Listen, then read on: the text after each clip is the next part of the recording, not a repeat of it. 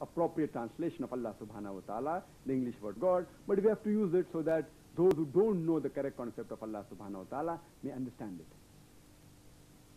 The Holy Quran says in Surah Baqarah chapter 2 verse number 177, it's not righteousness whether you turn your face to the east or the west, but it is righteousness that you believe in Allah subhanahu wa ta'ala, that you believe in the hereafter, you believe in the angels, you believe in His books and His messengers.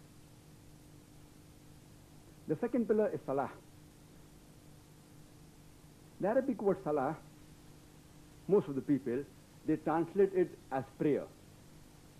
But again, I personally feel that prayer is not the right translation of the Arabic word salah. Because if you look up in the dictionary, to pray means to beseech, to ask for help. In salah, we not only ask for help, but we also praise Allah subhanahu wa ta'ala and He gives us guidance.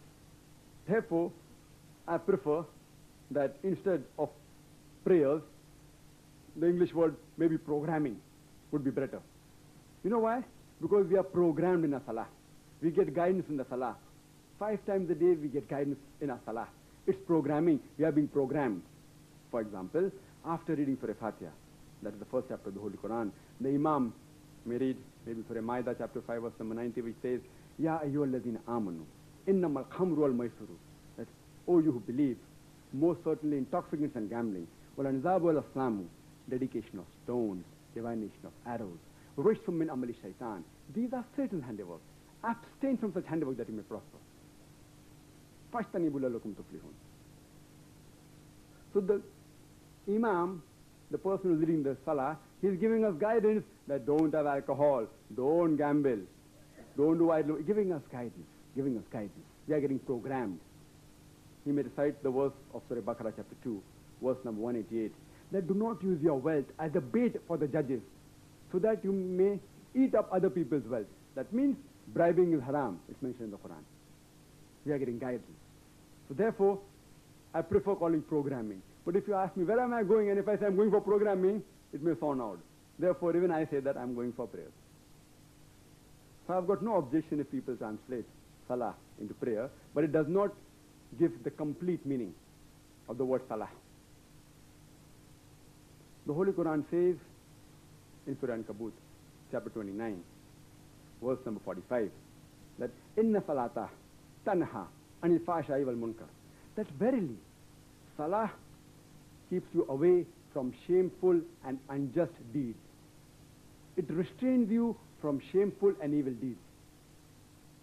And we Muslims, we are supposed to pray minimum 5 times a day. Minimum. How for a healthy body, the doctor advises us, we should have meals 3 times a day. Similarly, to have a good spiritual soul, minimum 5 times a day you should offer salah. And to call for the salah, we have the adhan. We have the call for prayers. It's called as the adhan. And in December, last December, I was giving a talk. I was addressing a symposium in Kerala. And there was a non-Muslim, a minister, who was asked to talk first. And he was speaking the good points about Islam. And in between his talk, he said that, see the Muslim rulers in India, they did such good things to India, etc., etc. No wonder that you all praise the King Akbar in your azan 5 times a day. And believe me, there were 25,000 people, and all of them were laughing. When I came, I said that, see, the laughing stock is we Muslims. It's not his fault. What's his fault? We are the laughing stock that we Muslims have not told our non-Muslim brother that when we say Allahu Akbar, we mean Allah is the greatest. We aren't calling the King Akbar. So we are the laughing stock. It was our fault that we didn't tell our non-Muslim brothers the beauty of Islam, that we are saying that Allah is the greatest. We aren't calling to King Akbar in our salah. So it is our fault that we have not told about the beauty of Islam to our non-Muslim brothers. And when we enter the mosque, the Holy Quran says in Surah Taha, chapter 20, verse number 11 and 12, that when he approached, he heard a voice saying, O Moses, verily I am thy Lord. Take off thy shoes from thy feet, for thou art in the sacred valley of Tuah. It was a commandment given by Allah subhanahu wa ta'ala that when you come close to the place of worship, when you enter the place of worship, remove your footwear. That's the reason we Muslims, when we go to the mosque, we remove our footwear. And but naturally, besides that, it's a hygienic practice, because we bow down, we prostrate, and but natural, we are clean people. Therefore, we'd like a place of worship to be clean. And before Salah, the Holy Quran says in Surah Maida, chapter number 5, verse number 6, that, O you who believe, when you go for prayers, wash your face, your hands, arms up to the elbow, wipe your head with water, and wash your feet up to the ankles. That means it's compulsory that you should do ablution before you appear in front of Allah subhanahu wa ta'ala. Because we're hygienic people. We prefer being clean. Minimum 5 times a day, we wash ourselves.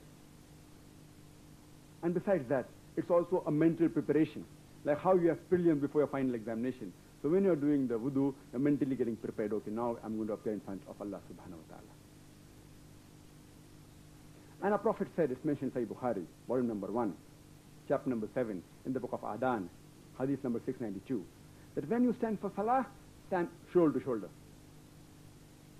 And another hadith says that when you stand for salah, stand shoulder to shoulder, so that the devil does not come in between you.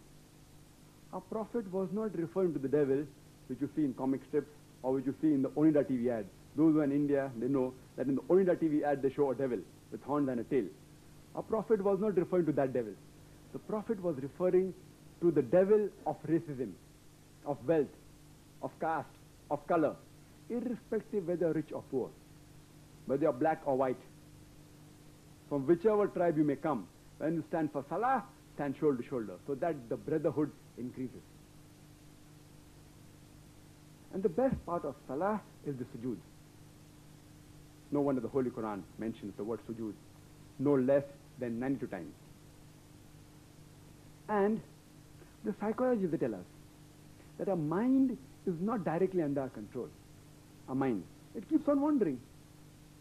Suppose after you come from examination, you may start thinking that, why did I answer the question number 2 like that? I gave a wrong answer. I should have answered in that way. And that keeps on bothering you for days. Irrespective whether you think or not, the marks that you get will be the same. But still your mind is not under your control. Your body is under your control. I can lift my hand, I can take a step forward, but my mind is not directly under my control. So the psychologists, they tell us, to humble the mind, you have to humble the body. And there is no better way than what we Muslims do. You put the half part of the body, that's the forehead, on the ground, and then say, glory be to Allah the most greatest. Glory be to Allah the most greatest Christ. There's no better way. No acrobat can do better than what we Muslims do. And there are various other benefits of salah. I'd given a talk on the scientific benefits of salah.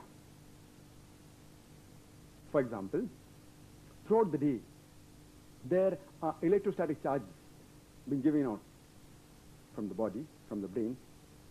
And when you do sujood, these electrostatic charges that are given out from the brain, they get grounded. Not that you'll get a shock if you put your hand below the head. It is that because of dominance of the frontal lobe, these are absorbed. Daily, most of the people, they're always erect. Blood is pumped from the heart into the brain. But for a very healthy brain, the blood that is pumped by the heart is not sufficient for a very healthy brain. It's sufficient for you to survive, but for a very healthy brain, it's not sufficient. When you do sujood, when your brain goes below the level of the heart, extra blood is flowed into the brain. There is extra blood supply, which is healthy for the brain. When you do sujood, the sinuses, the maxillary sinus, the ethmoidal sinuses, they get drained, the secretion. You have less chances of having sinusitis, that is inflammation of the sinuses. Where do sujood, there is more supply going to the skin of the face. You have less chances of having chilblains. Where do sujood, the secretion of the lungs,